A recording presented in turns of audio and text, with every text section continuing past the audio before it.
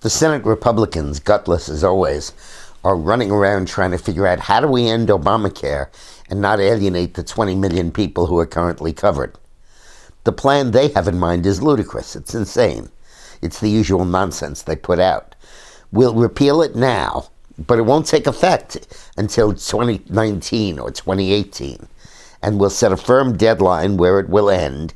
And then if there's no replacement plan, 20 million people are thrown over the cliff. But that'll be politically impossible, so the Democrats and the Republicans will have to be reasonable and come to a deal before that date. The same dumb logic that led to sequester, irrational across-the-board cuts in everything, because they couldn't agree on anything. But there's a way to get rid of Obamacare without doing that. If you go to a cliff like that, what will happen undoubtedly is there'll be a mishmash put together, and the Republicans will cave in just as far more likely than the Democrats will.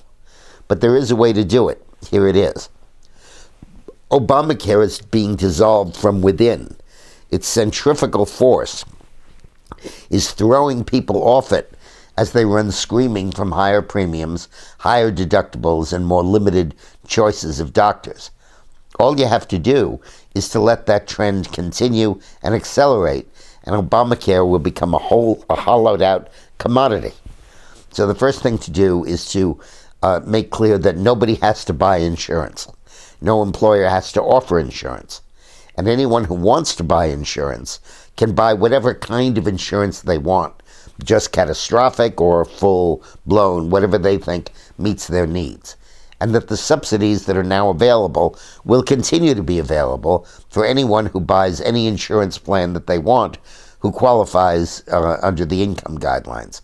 Don't leave that in place. Keep the prohibition against discriminating against pre-existing conditions in place. Keep the requirement to covering children through age 26 in place. Make insurance premiums tax deductible to individuals and enhance their deductibility to business. When you do that, everybody is going to leave Obamacare. Nobody's going to stick around because they like to pay the higher premiums. They're all going to tailor their health insurance to the needs of their family and bring those premiums down.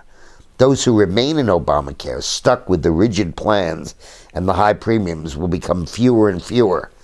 And that will drive those premiums higher and higher, until ultimately the only people left on Obamacare are the solid core of people who are very ill, very sick, and very much in need. What you do then is you cover them under Medicare. There'll be 3 or 4 or 5 million left at the end. You just move them into the Medicare system, and for them it's government-paid medicine, which it ought to be. Those illnesses are too serious to patch together treatments with Obamacare.